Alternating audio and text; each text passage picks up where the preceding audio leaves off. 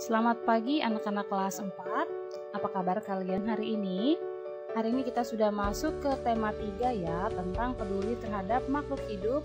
Kita akan masuk ke subtema yang pertama, hewan dan tumbuhan di lingkungan rumahku. Sebelum mulai belajar, sebaiknya kalian berdoa.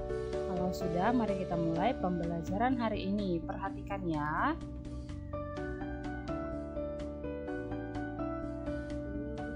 Oke, kita mulai dengan pelajaran bahasa Indonesia, melakukan persiapan wawancara. Wawancara adalah kegiatan tanya jawab yang dilakukan oleh dua orang atau lebih untuk memperoleh informasi secara detail tentang suatu hal atau peristiwa. Orang yang mewawancarai disebut pewawancara, sedangkan orang yang diwawancarai disebut narasumber. Narasumber sebagai informan dapat memberikan informasi secara rinci dalam suatu wawancara. Orang yang bisa dijadikan sebagai narasumber adalah orang yang ahli di suatu bidang yang berkaitan dengan informasi yang dicari. Berikut ini adalah tahap persiapan dalam sebuah wawancara, yaitu sebagai berikut. Yang pertama, menentukan maksud atau tujuan wawancara atau juga disebut topik wawancara. Menentukan informasi yang akan dikumpulkan, menentukan dan menghubungi narasumber, dan menyusun daftar pertanyaan. Nah, kalau daftar pertanyaan ini harus dengan kalimat tanya ya, yang menggunakan kata tanya apa, siapa, di mana, kapan, bagaimana, mengapa, dan berapa.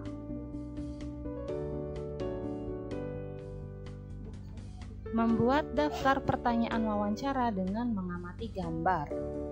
Salah satu persiapan wawancara adalah membuat daftar pertanyaan yang akan diajukan kepada narasumber. Pertanyaan yang diajukan saat wawancara bertujuan untuk menggali informasi secara rinci tentang suatu hal atau peristiwa. Pertanyaan itu dibuat dengan mengamati sebuah gambar dengan menggunakan kosakata baku dan kalimat yang efektif. Jadi kalau ada gambar, itu nanti bisa memudahkan kita dalam menyusun daftar pertanyaan. Contohnya seperti ini. Ada 4 pertanyaan. Apa nama tumbuhan tersebut? Di mana tumbuhan tersebut bisa tumbuh? Bagaimana ciri-ciri fisik tumbuhan tersebut? Dan kapan tumbuhan itu tumbuh? Atau pertanyaan-pertanyaan lainnya. Apa ciri-ciri pertanyaan yang baik? Pertanyaan yang baik itu harus sesuai topik, berkesinambungan antar pertanyaannya, menggunakan bahasa yang baik dan benar, fokus atau tepat sasaran, diawali dengan kata tanya, menggali lebih banyak informasi, dan jawabannya bukan hanya iya dan tidak, tetapi harus mengandung jawaban yang panjang. Oke, ini adalah hal-hal yang harus diperhatikan sebelum melakukan wawancara. Yang pertama, buat janji dan minta kesediaan narasumber untuk diwawancarai. Tunjukkan kesan yang baik, misalnya datang tepat waktu dan berpakaian yang sopan. Berbicara dengan sikap yang sopan santun, menyiapkan daftar pertanyaan yang sesuai dengan pokok permasalahan, pertanyaan yang baik yang mengandung unsur adiksimba. Apa itu adiksimba? Yaitu pertanyaan yang menggunakan kata tanya ya. Apa, di mana, kapan, siapa, mengapa, dan bagaimana. Yang terakhir, berlatih agar tidak selalu membaca pertanyaan yang telah disusun.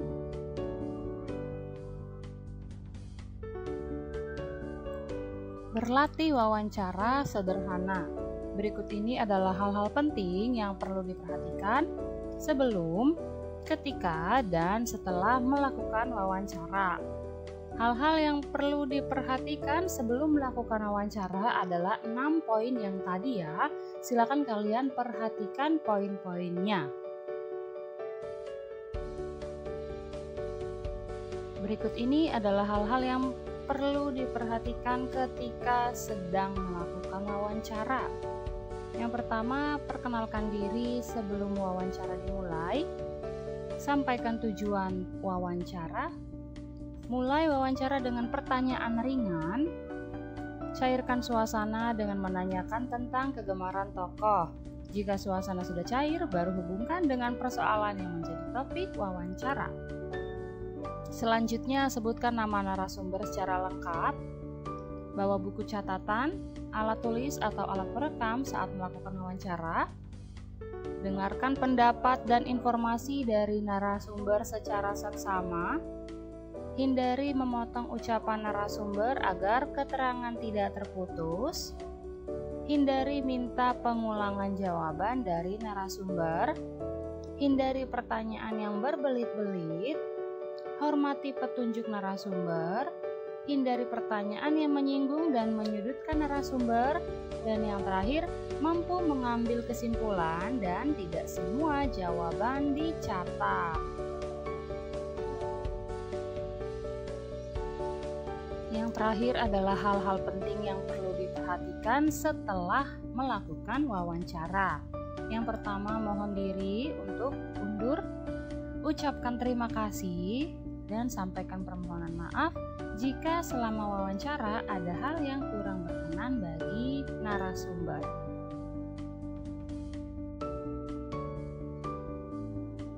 Oke, mari sekarang kita beralih ke IPA tentang menjaga keseimbangan lingkungan tanaman padi.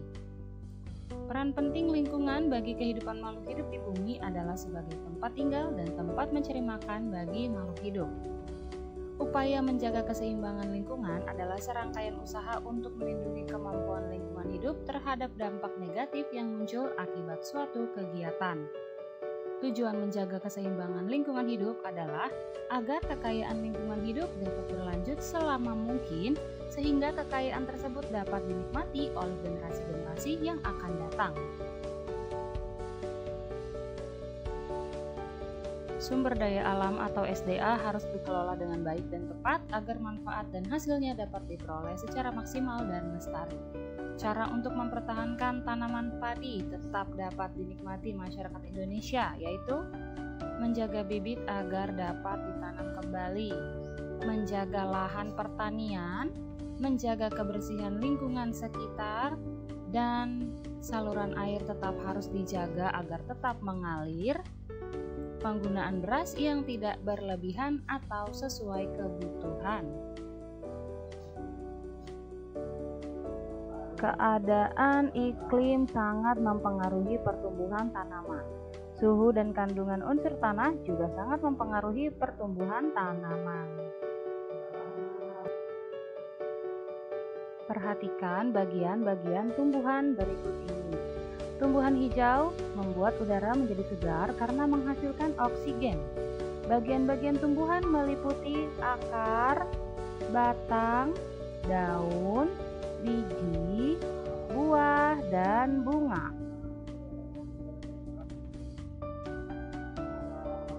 Akar adalah bagian tumbuhan yang umumnya berada di dalam tanah, atau ada beberapa jenis tumbuhan yang akarnya berada di atas tanah, ya bahkan menggantung. Secara umum jenis akar ada dua, yaitu akar serabut dan akar tunggang. Akar serabut dimiliki tumbuhan yang berkeping satu, contohnya padi dan jagung. Sedangkan akar tunggang dimiliki oleh tumbuhan berkeping dua, contohnya mangga dan jambu. Fungsi akar adalah mengokohkan atau memperkuat tumbuhan. Zat-zat mineral dan air yang dibutuhkan untuk membuat makanan diserap oleh akar dari dalam tanah. Pada tumbuhan tertentu, selain akar menyerap air dan mineral, tetapi juga berfungsi sebagai penyimpanan cadangan makanan, misalnya pada tumbuhan umbi-umbian. Selanjutnya batang.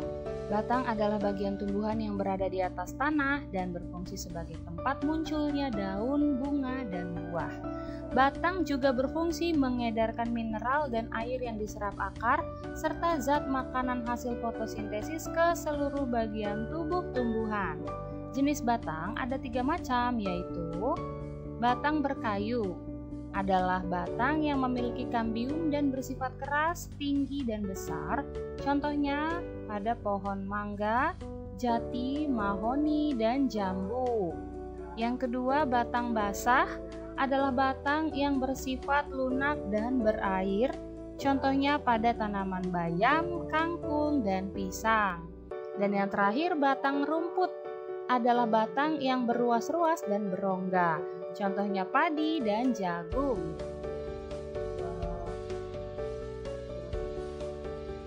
Selanjutnya daun. Daun adalah bagian tumbuhan yang berfungsi sebagai tempat berlangsungnya fotosintesis. Fotosintesis adalah proses pembuatan makanan pada tumbuhan dengan bantuan energi cahaya matahari. Nah, kemarin kita sudah bahas ya, salah satu manfaat matahari adalah sebagai membantu proses fotosintesis pada tumbuhan hijau. Daun juga berfungsi sebagai tempat penguapan air dan sebagai alat pernapasan pada tumbuhan. Daun banyak mengandung zat hijau yang disebut klorofil. Juga daun memiliki stomata atau mulut daun yang berfungsi sebagai respirasi susunan daun yang tersusun atas pelepah daun, tangkai daun, dan helai daun. Macam-macam bentuk tulang daun. Yang pertama, sirip daun memiliki tulang daun mirip sirip ikan. Contohnya pada tanaman pohon jambu, rambutan, durian, dan nangka. Yang kedua, jari daun atau memiliki tulang daun mirip jari tangan.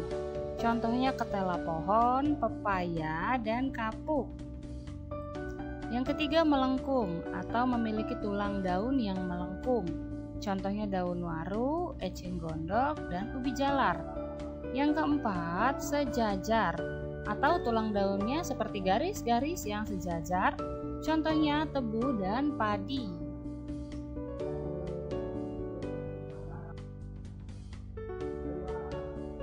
Berdasarkan helai daun pada setiap tangkainya, ada daun tunggal dan daun majemuk. Daun tunggal adalah daun yang berjumlah satu helai dalam setiap tangkainya, contohnya daun jambu. Dan yang kedua, daun majemuk adalah daun yang terdiri dari beberapa helai dalam setiap tangkainya, contohnya daun putri malu. Kalian pernah lihat daun putri malu? Nanti kalau ada di sekitar kalian boleh perhatikan ya bentuk daun putri malu yang sekarang disebutkan.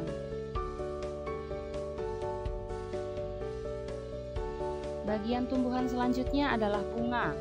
Bunga adalah bagian tumbuhan yang berfungsi sebagai alat perkembangbiakan tumbuhan biji. Bagian-bagian yang ada di dalam bunga yaitu tangkai bunga, kelopak bunga, mahkota bunga, putik, dan benang sari. Silakan kalian perhatikan bagian-bagian bunga yang sudah dituliskan pada layar berikut ini. Selanjutnya, buah. Siapa di antara kalian yang suka makan buah? Buah adalah bagian tumbuhan yang merupakan perkembangan dari bunga. Buah terdiri dari kulit buah, daging buah, dan biji. Biji buah berfungsi sebagai bakal tumbuhan baru, sedangkan daging buah merupakan tempat menyimpan cadangan makanan.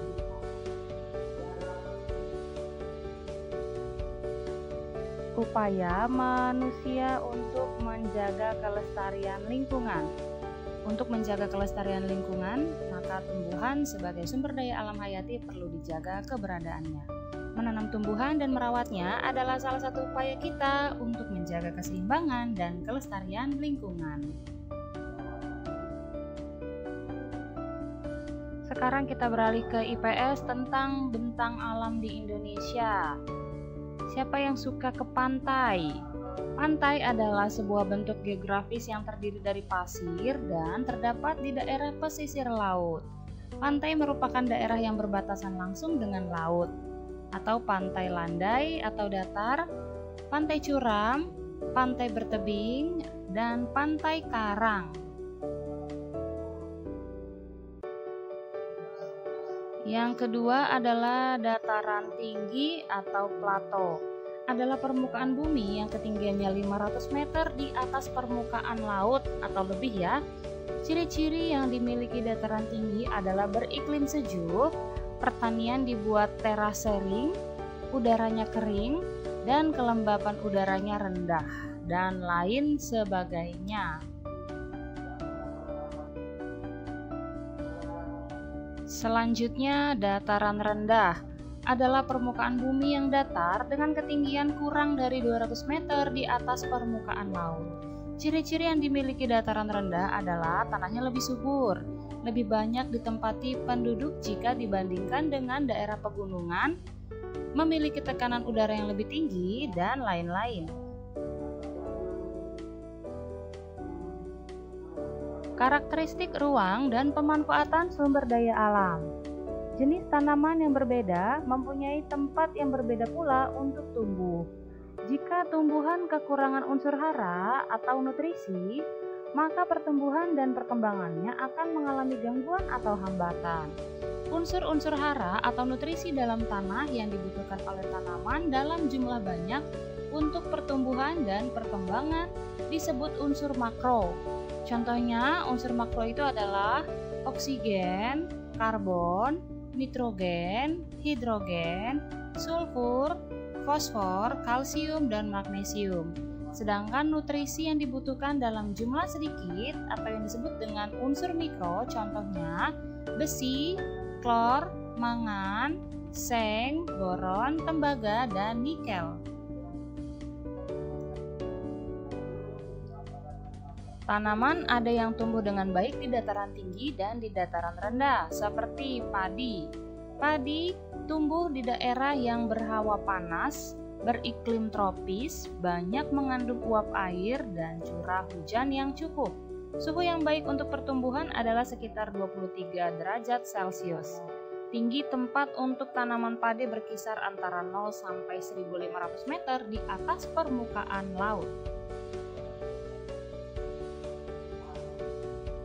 Yang kedua yaitu teh. Umumnya tumbuh di daerah pegunungan dan dataran tinggi tropis atau subtropis. Suhu yang baik adalah berkisar 13 sampai 15 derajat Celcius. Curah hujannya cukup tinggi, tidak kurang dari 2000 mm kubik. Kondisi dan karakteristik alam yang berbeda mempengaruhi jenis tanaman yang hidup di sekitar wilayah tersebut. Keadaan tanah sangat dipengaruhi oleh unsur iklim, yaitu hujan, suhu, dan kelembapan. Perbedaan antara tempat hidup tanaman padi dan teh. Mari kita perhatikan. Yang pertama, tanaman padi. Padi akan tumbuh baik di daerah yang berhawa panas, sedangkan teh di daerah yang berhawa dingin. Yang kedua, padi tumbuh baik di daerah persawahan yang bersuhu panas dengan tanah yang banyak mengandung bahan organik, sedangkan teh tumbuh dengan baik di daerah pegunungan apabila tanah di daerah pegunungan tersebut banyak mengandung fraksi pasir, debu, dan lempung.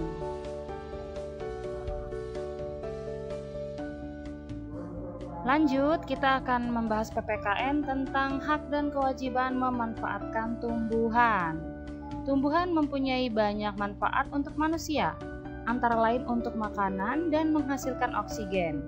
Bijak memanfaatkan tumbuhan berarti kita menghematnya, tidak membuang-buang, tidak mengambil secara berlebih, dan tidak merusaknya.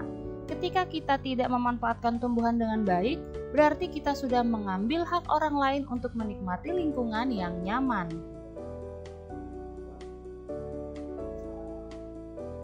Salah satu tumbuhan sebagai makanan adalah padi. Perhatikan gambar berikut ini. Ini ada gambar beberapa proses pembuatan makanan dari padi.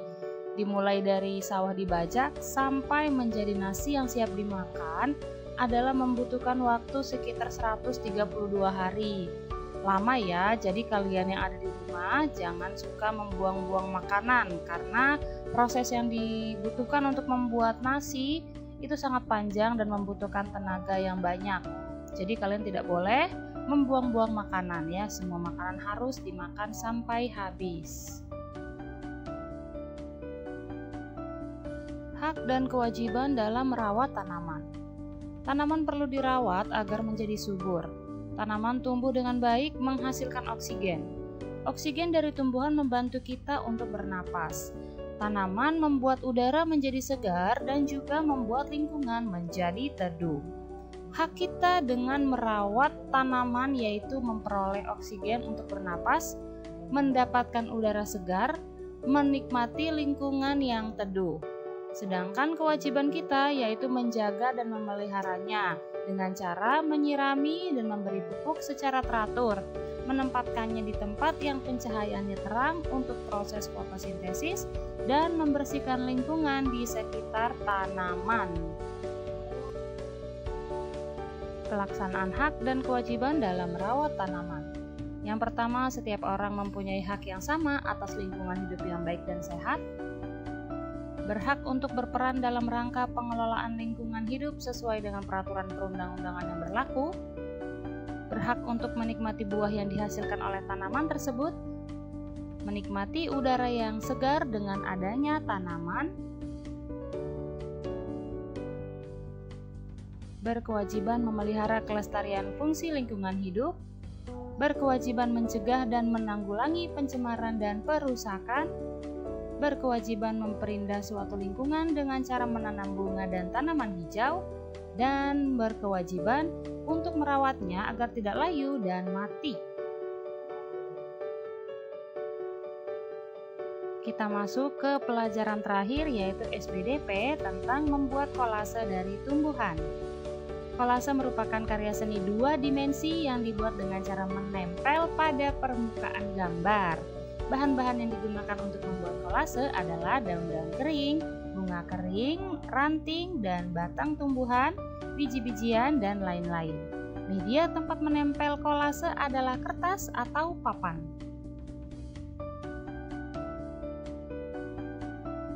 Hal-hal yang diperhatikan dalam membuat kolase yaitu menentukan tema kolase dan gambar yang dibuat, memilih bahan-bahan alam yang mudah didapat dan sesuai dengan gambar, misalnya ukurannya, warnanya, dan bentuknya.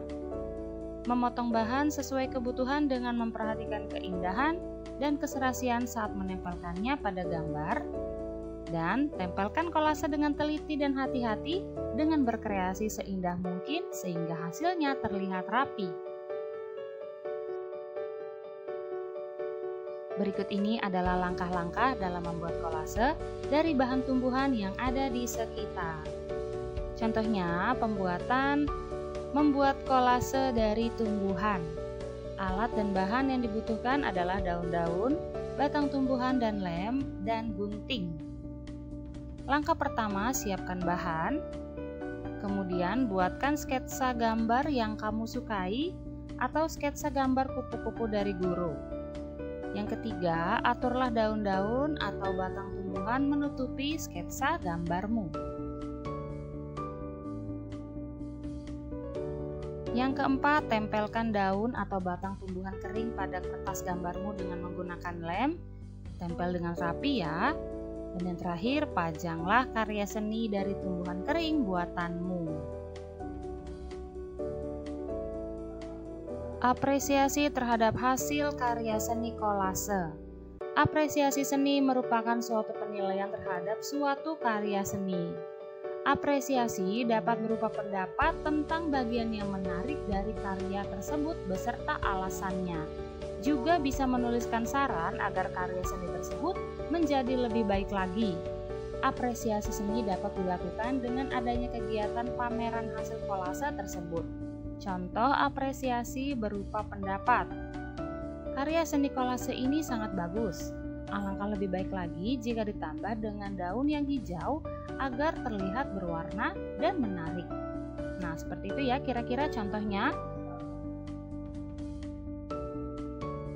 Oke, sekian pembahasan materi kita hari ini. Terima kasih atas perhatian kalian yang sudah menonton video ini dari awal sampai akhir. Tetap jaga kesehatan ya selama belajar di rumah. Kita akan bertemu di pembelajaran selanjutnya. Bye-bye.